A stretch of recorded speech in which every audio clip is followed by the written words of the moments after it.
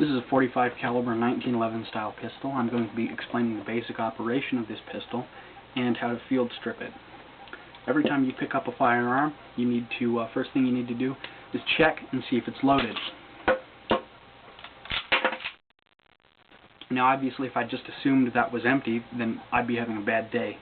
In order to make this pistol ready to fire, what you're going to do is you're going to insert the loaded magazine into the magazine well.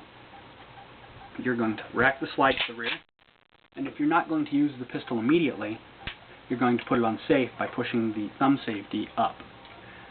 Now this pistol has two safeties, and in order to fire, both of them have to be disengaged. There's the thumb safety that I just operated. To fire, you would have to push that down, and then you would also have to have your hand on the pistol grip, pushing in the grip safety right here.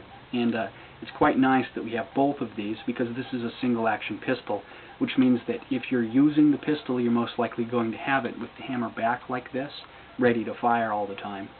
And it looks dangerous, but it's quite safe because of the two safeties. So you have to have both of these safeties engaged at the same time, disengaged at the same time for the pistol to fire. And the thumb safety you can just turn off, but the grip safety you actually have to compress all the time in order to be able to pull the trigger and have the pistol fire.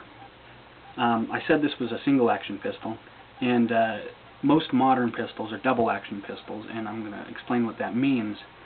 This single action pistol, that just means that the hammer has to be back the first time that you fire it, and then every subsequent time that it fires, the slide cycling backwards will push the hammer into the cocked position, and you won't have to worry about it again. But the first round, you have to manually operate the hammer.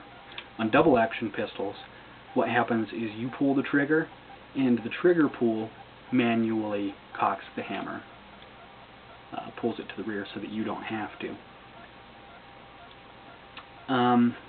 Okay, so in order to fire the pistol, you take it off safe, compress the grip safety, and then squeeze the trigger, and it'll fire. This pistol is in condition 1 right now. Condition 1 means that there's a round in the chamber, that the hammer is back, that there's a magazine in the magazine well, and that it's on safe. You can also carry this pistol around in condition 2, but that's not recommended for two reasons. First of all, in order to have the pistol in condition 2, what you have to do is you have a round in the chamber, and you have to decock the hammer by taking it off safe and then pulling on the trigger while compressing the grip safety and then lowering the hammer manually, slowly. And obviously when you do this, because this pistol doesn't have a firing pin disconnector like a lot of more modern pistols, what it could do is you could slip and accidentally fire the pistol while you're decocking it, and that wouldn't be very fun, I'm sure. So that's the first reason you wouldn't want to use this pistol in condition 2. The second reason is when you decock the pistol, you can't put the safety on again. If the hammer's down, the safety won't go on. The safety will only go on if the hammer is cocked. It's kind of a limitation of the pistol, but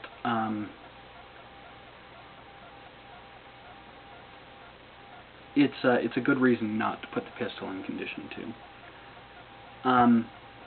So it's actually safer to have the hammer back with a loaded chamber in condition 1 than it is to have the hammer down with a loaded chamber in condition 2. Now condition 3 means that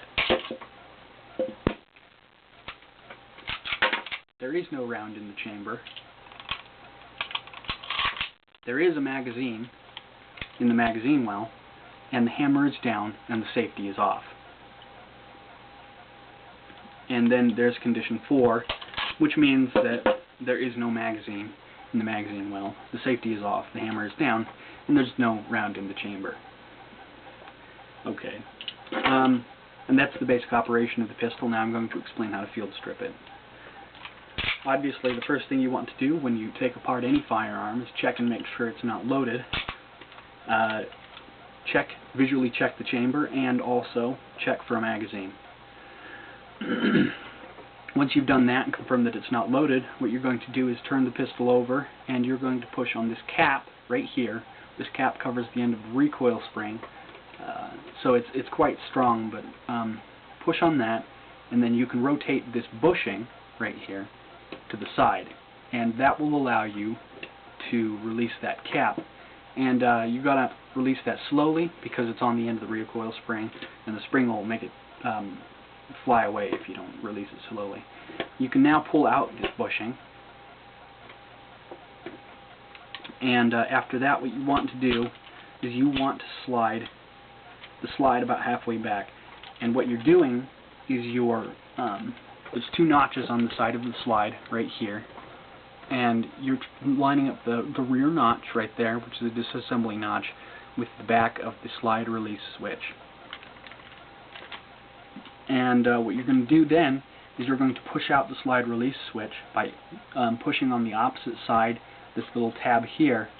You're going to push on that, and that'll push the slide release switch out a little bit, and then you can get your fingers under it and pull it out all the way, just like that. Once you've done that, you can pull the entire slide off the frame. Then you can take out the recoil spring, and you can pull the guide rod out of that spring. After that, you can remove the barrel by pulling it out the front of the slide. And that's a complete field strip like you would do for cleaning the pistol.